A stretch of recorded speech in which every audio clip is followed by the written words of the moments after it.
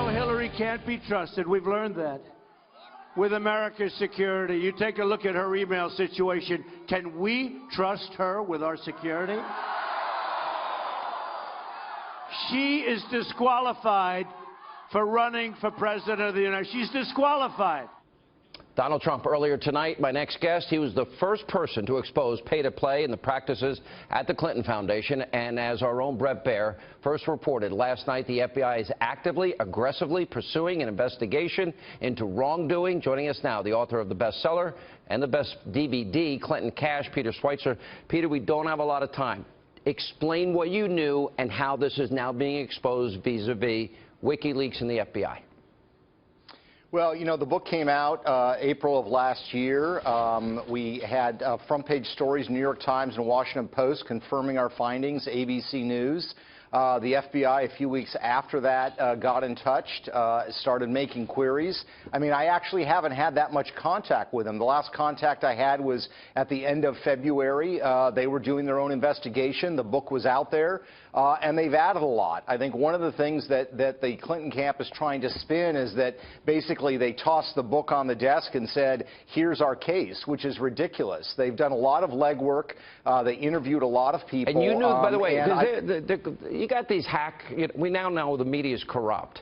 And they've been, oh, well, there's not really a Clinton Foundation investigation, which is total nonsense. But they're spinning it. The Justice Department is leaking to their media pals, and the media sops it up, you know, like the propagandists that they are. So you knew this investigation was ongoing from when?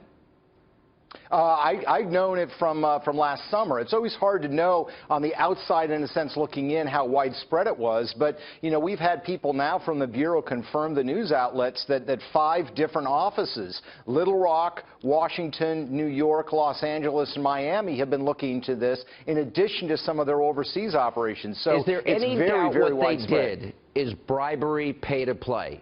Meaning the Uranium One deal or the Moroccan deal or the list that was created for the Haiti Relief Fund? No, there's not. I mean, Sean, you look at my book and then look at what's come out now in WikiLeaks. You had the internal review done of the Clinton Foundation at Chelsea's request, done by Simpson Thacher, a prestigious law firm in New York, and they said that donors, quote, had expectations of quid pro quos in exchange for their gifts. You look at the emails that have come out of Doug Band arranging meetings for donors. You look at the ABC Inc. News report. No, Clinton Inc. Yeah, for Clinton Inc. Yeah, exactly. You look at the ABC News report that to get contracts in Haiti, they actually said, is this contractor an FOB, friend of Bill? If they weren't, they sent them to some website. If they were, they got special treatment. That is classic pay-to-play, and it's illegal. Great work. I was very proud. I think I had the first interview with you when the book came out. We've interviewed you many times since. You've done a great job and a great service to your country.